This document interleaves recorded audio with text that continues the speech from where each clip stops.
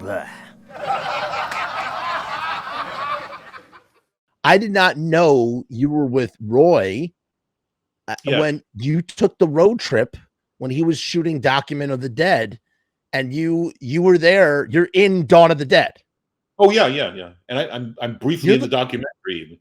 You're the Seltzer zombie. Yes, I am.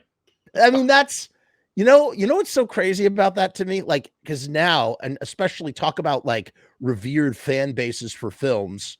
Like, Dawn of the Dead it's like, the fever is insane. I can't believe Dawn of the Dead just keeps marching on like it does after all this time, including a Halloween release in 3D this past October. Yeah, which was Richard did well with that one. He did bang up business.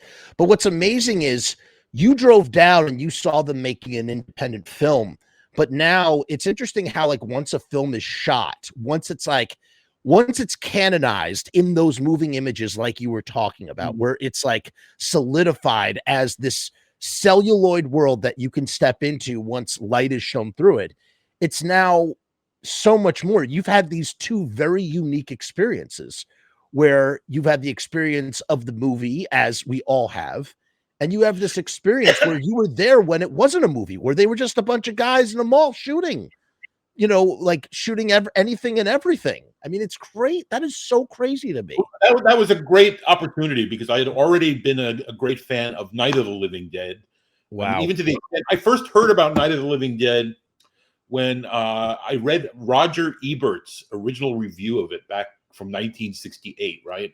Wow. Now, not that many people are aware of this, but Roger Ebert at that time wrote this unbelievably negative review. Do you know this? Yes. And I read it in Reader's Digest. Wow. Right? Where it was like reprinted, and it was basically like this horrendous, gory movie is being shown at kiddie matinees, and this, and Ebert just destroyed the film. Years later, he basically apologized to Romero and to his readers that, all right, this is a really wrong call.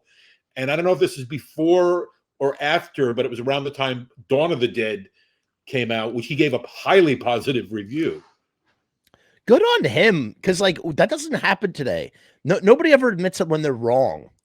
The fact that he could, and especially when you're like a critic, where like your word is the be all end all of something, like to be like, hey, I've changed my opinion about this movie. This movie is awesome, and I was wrong, and I think that's pretty great that he was able to do that. The tone of the thing was basically that you don't want your kids seeing this, and it was unable to judge the movie fairly with that as the point of view, which it sounded like the kind of thing that some editor said, hey, you need to cover this movie and be negative. Well, here's the interesting thing, and maybe you will know this history better than first of all, I just want to qualify and say that when pressed, when barred, when someone says to me, what is your favorite movie of all time? I don't have an actual favorite movie of all time, but I'll always say Night of the Living Dead, because to me, it's one of my favorite movies of all time. I've seen it. I'm in such awe of this movie. We're in agreement with that. And to tell the truth, I have a similar problem with the same question. And especially, in interviews, people say, what is your favorite movie? Or what are your favorite movies? I say, I don't know. Do you have like 4 days and we could discuss? Right. It's so subjective, man. And so it's like, it's easier to call it that, but it really is. It really is. And I have, talked my face blue talking about the epicness of Night of the Living Dead. And I've steeped myself in the history. I even worked on a documentary in college. I was an assistant editor about the life and times of George Romero. It was called Dead On. The life and times of George Romero was being made by this filmmaker in Chicago.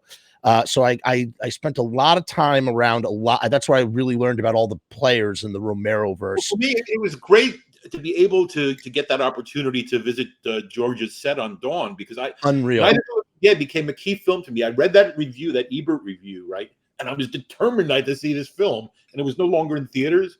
Then I became one of the organizers of a film society in high school, right? And that was like literally the first film we mapped out a schedule of films. We got financing this film from the school First film, Night of the Living Dead, right? And it had no reputation at that time, really. Well, here's my question. Here's my question. This is what I wanted to ask you, and I was curious to know. And I mean, you really are the perfect person to ask this. Wasn't there, and please correct me if I'm wrong, isn't Night of the Living Dead one of the motivations behind the restricted rated R rating because of what you were saying?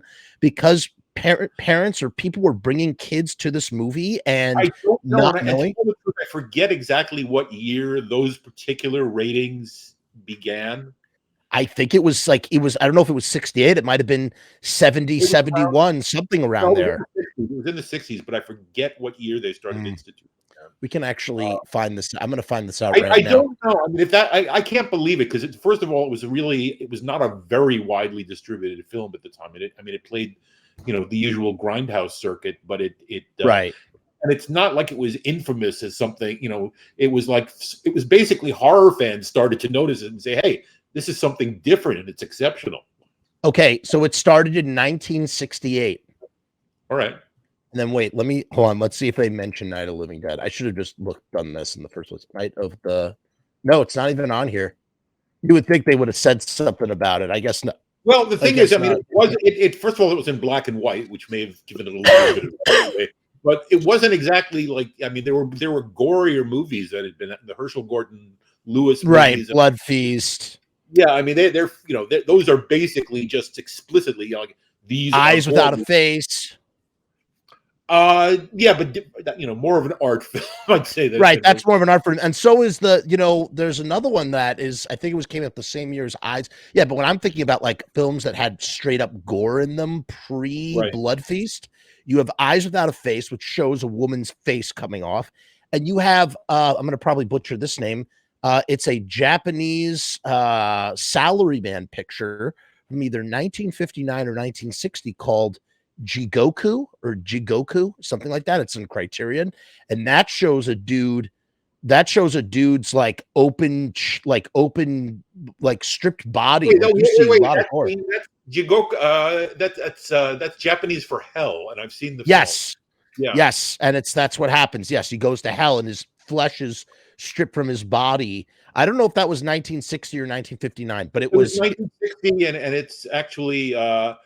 It's to tell the truth, Japanese films are just so casually full of explicit stuff going back. It's a different culture. Yeah. There's I've seen things that I saw a film from the mid 60s called the other day called Fighting Elegy, right?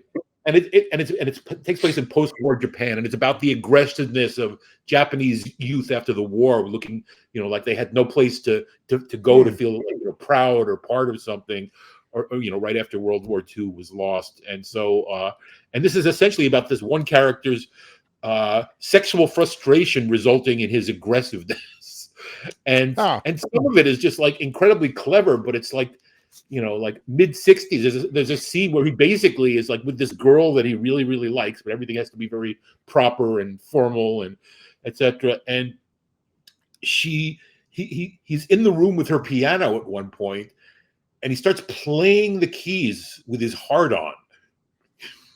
And it's a comedy.